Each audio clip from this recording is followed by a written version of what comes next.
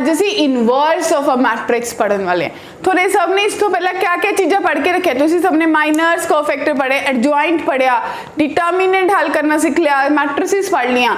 ये सारी चीज़ों इकट्ठा करके अज असी इनवर्स कढ़ना सीखांगे, क्योंकि असी पढ़िया कि मैट्रिक्स से ऑपरेशन किहड़े किहड़े लग सकते हैं। असी देख लिया जोड़ सकते हैं, घटा सकते हैं, गुना कर सकते हैं, कि असी इनवर्स भी कढ़ लांगे। बिल्कुल जी बिल्कुल असी कढ़ लांगे इनवर्स मैट्रिक्स का, यानी कि अगर एक बटे कोई मैट्रिक्स करना है तो असी उहदा वैल्यू भी कढ़ लांगे मिनटा सकिंटा च अज दी क्लास तो बाद। आओ फिर देखिए किवें कढ़ सकते हैं इनवर्स ऑफ अ मैट्रिक्स।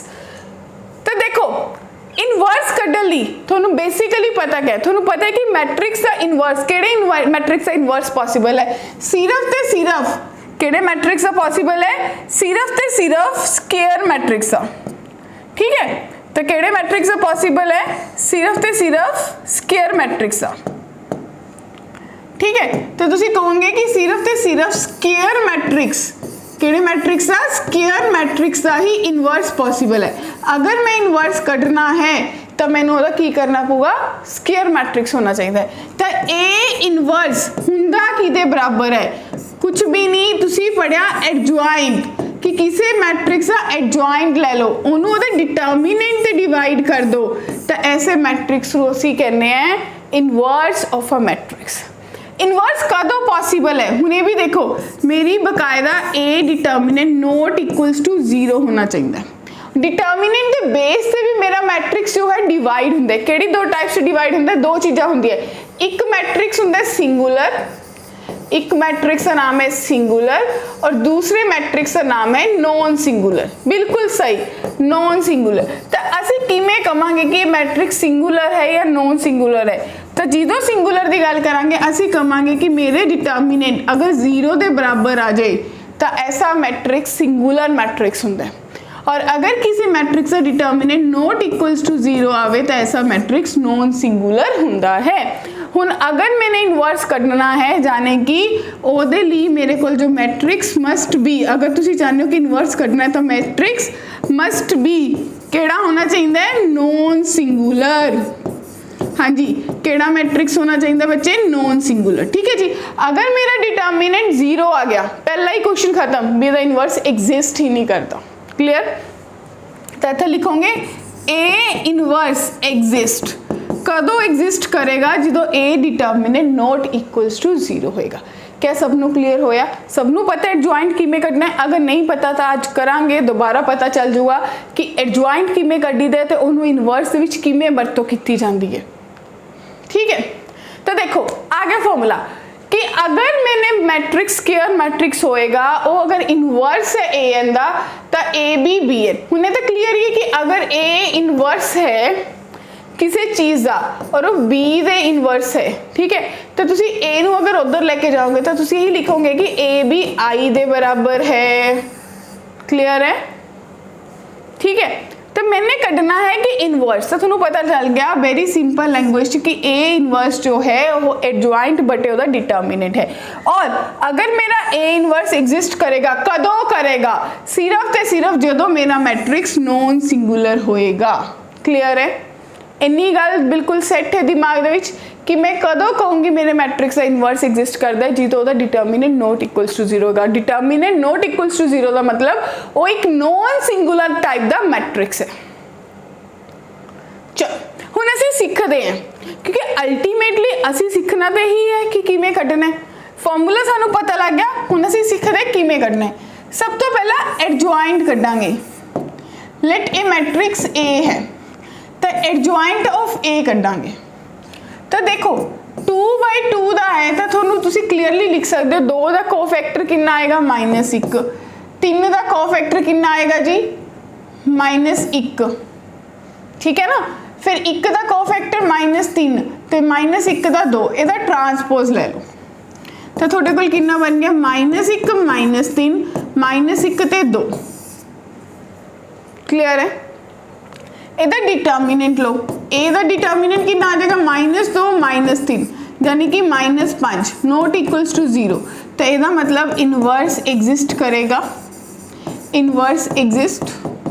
तो अगर एक इनवर्स एग्जिस्ट करेगा तो तुसी लिखोगे कि जो मेरा ए इनवर्स है वो किदे बराबर है, वो एडजॉइंट ऑफ ए बटे ए डिटर्मिनेंट दे बराबर है।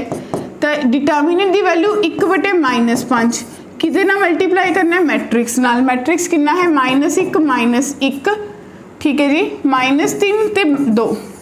तो तुसीं इहनूं हल करोगे तो 1 बटे 5 बाहर रख लो तो तुहाडे कोल आ गया 1 1 3 ते -2। ये मेरा ए इनवर्स है। बोलो, बहुत सिंपल है, क्योंकि जे मैनू डिटर्मिनेंट करना आंदा, मैनू एडजॉइंट करना आंदा, तो इनवर्स तो बहुत सिंपल है मेरे लिए। सिंपल फॉर्मूला माइंड च रहना चाहिए कि जो ए इनवर्स है किसके बराबर है, एडजॉइंट ऑफ ए अपॉन ए दा डिटर्मिनेंट। क्लीयर है जी, ग्रेट। हुण 3/3 का सीखते हैं, असीं सीखांगे कि एदा इनवर्स किवें कड्ढीदा। लेट्स सी, हुण इहदे लई तो मैनू सब दे कोफैक्टर कड्ढने पैणगे, तो मैं एक एक करके, क्योंकि जिन्होंने मान लो कि किसी ने पिछली वीडियो नहीं देखी, उन्होंने कोफैक्टर नहीं कड्ढने आते तो उन्होंने एडजॉइंट भी नहीं आएगा, एडजॉइंट नहीं आएगा तो इनवर्स भी नहीं आएगा। बट मैं चाहती हूँ कि जिन्ने भी बच्चे सबनों आए तो असीं इहदा कोफैक्टर कड्ढांगे। तो मेरे को ए 1 1 कोफैक्टर कितना बनेगा, तुहानूं पता है कि कोफैक्टर लिए -1 की पावर हुंदा है, प्लस आएगा तो इहदा कॉलम इहदी रो छड्डी तो -2 बन गया। फिर ए 1 2 माइनस का साइन असी लाना है अपने कोलो, कॉलम ते रो छड्डती 0 -4 यानी कि प्लस का 4 आ जाएगा। ए 1 3 प्लस का साइन आएगा 1 -2 0 -2 -2।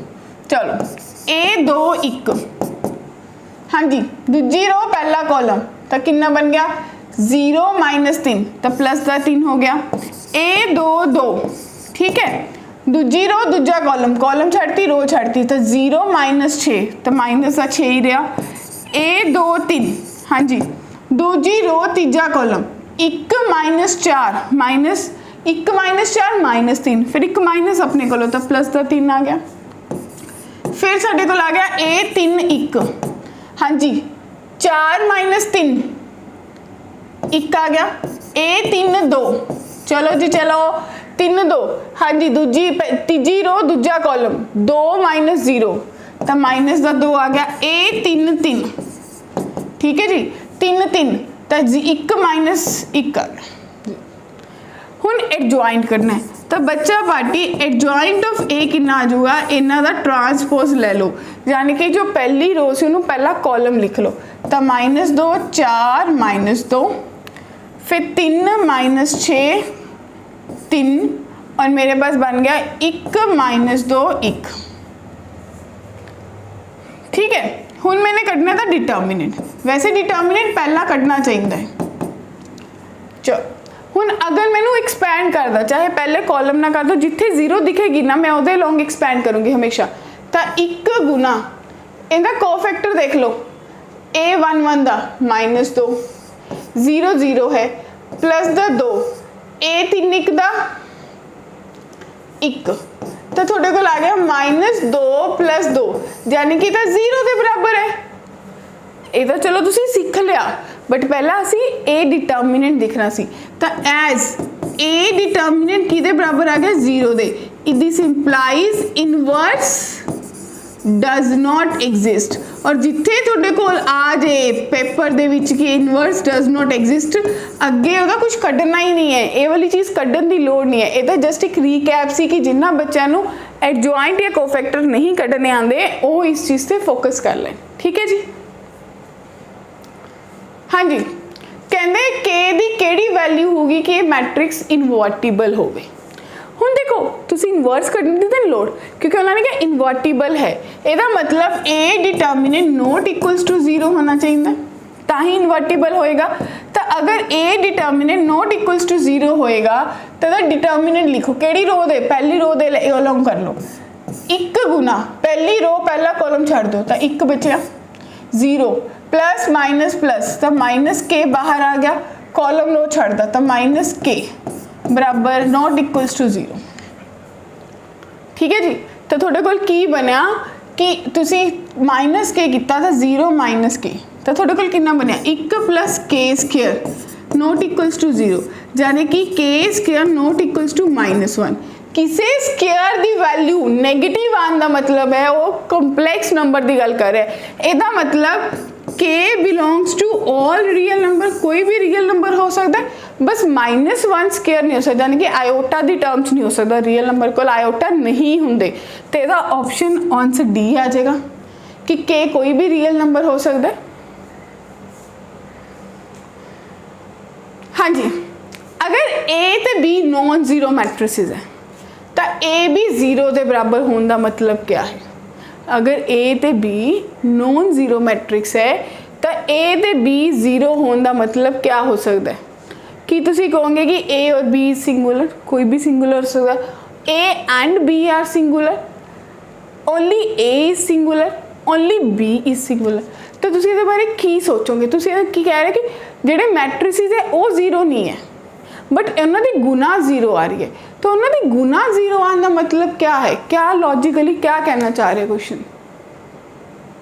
ये कह सकते हो कि दोनों चो कोई भी एक सिंगुलर हो सकता है, क्योंकि मैनू नहीं पता ना a सिंगुलर है या b सिंगुलर है, तो मैं फिक्स नहीं कर सकती। एक भी सिंगुलर हो गया तो कम हो गया, तो जाने कि a या b दोनों चो कोई भी एक सिंगुलर होएगा।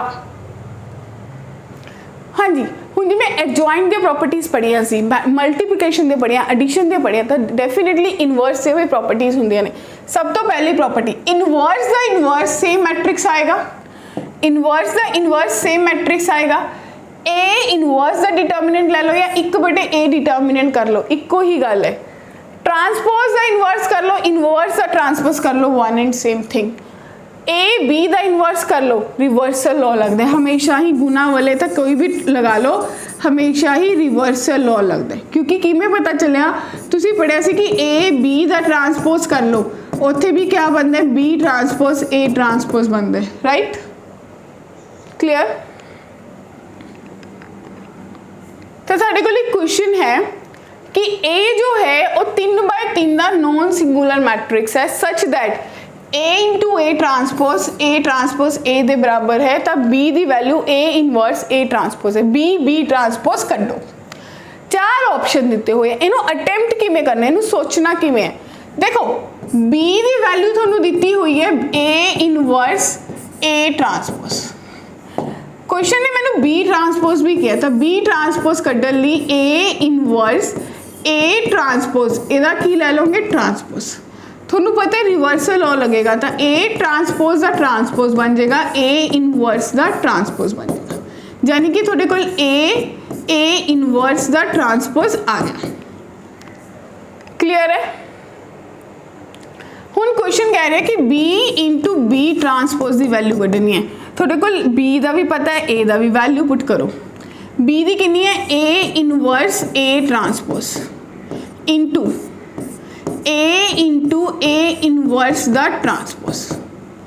ठीक है, फिर सोचो क्वेश्चन कहना की चाह रहा है, की बना रहा है, की नहीं बना रहा।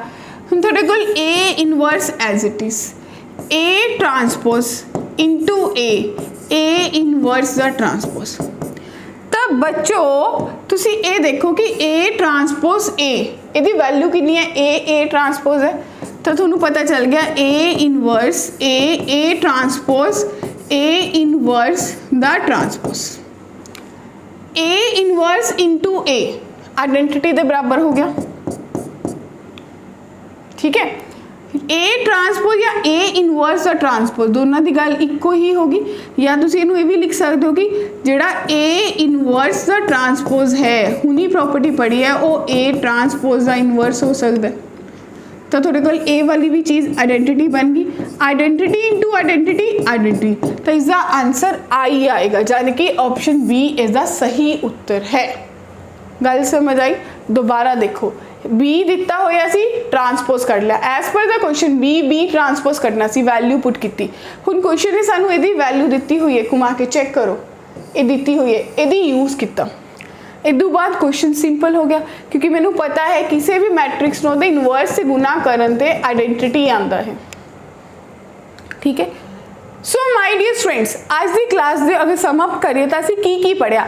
असी इनवर्स कढ़ना सीखा, असी सीखा कि किसी भी मैट्रिक्स का इनवर्स किमें कढ़िया जा सकता है बाय यूजिंग एडजॉइंट। ਇਸ ਤੋਂ ਅਗਲੇ ਸੈਸ਼ਨ ਦੇ ਵਿੱਚ ਜਿਹੜਾ ਅਗਲਾ ਸੈਸ਼ਨ ਅਸੀਂ ਪੜਾਂਗੇ ਉਹਦੇ ਵਿੱਚ ਅਸੀਂ ਇਨਵਰਸ ਹੀ ਕੱਢਾਂਗੇ, ਬਟ ਇੱਕ ਹੋਰ ਨਵੇਂ ਮੈਥਡ ਨਾਲ, ਉਹ ਇੱਕ ਗੇਮ ਵਾਲਾ ਮੈਥਡ ਹੈ, ਦੈਟ ਇਜ਼ ਐਲੀਮੈਂਟਰੀ ਆਪਰੇਸ਼ਨ। ਜ਼ਿਆਦਾਤਰ ਬੱਚਿਆਂ ਨੂੰ ਬੜਾ ਔਖਾ ਲੱਗਦਾ, ਬਟ ਮੇਰੇ ਲਈ ਮੈਨੂੰ ਬੜਾ ਵਧੀਆ ਲੱਗਦਾ, ਤੁਹਾਨੂੰ ਵੀ ਬਹੁਤ ਵਧੀਆ ਲੱਗਣ ਲੱਗ ਜਾਏਗਾ ਵੀਡੀਓ ਦੇਖਣ ਤੋਂ ਬਾਅਦ। ਫਿਰ ਮਿਲਾਂਗੇ ਅਗਲੇ ਸੈਸ਼ਨ ਤੋਂ ਬਾਅਦ, ਅਗਲੇ ਸੈਸ਼ਨ ਲਈ। ਤਦ ਤੱਕ ਲਈ ਜਾਂਦੇ ਜਾਂਦੇ ਲਾਈਕ, ਸਬਸਕ੍ਰਾਈਬ, ਸ਼ੇਅਰ ਜ਼ਰੂਰ ਕਰਨਾ ਹੈ, ਤਾਂ ਕਿ ਸਿੱਖਿਆ ਹੈ ਪੰਜਾਬ ਤੁਹਾਡੇ ਕੋਲ ਹਰ ਬੱਚੇ ਤੱਕ ਪਹੁੰਚ ਸਕੇ ਜੋ ਲੋग ਇਸ ਟਾਈਮ ਤੇ ਕਿਸੇ भी एग्जाम की प्रिपरेशन कर रहे हैं।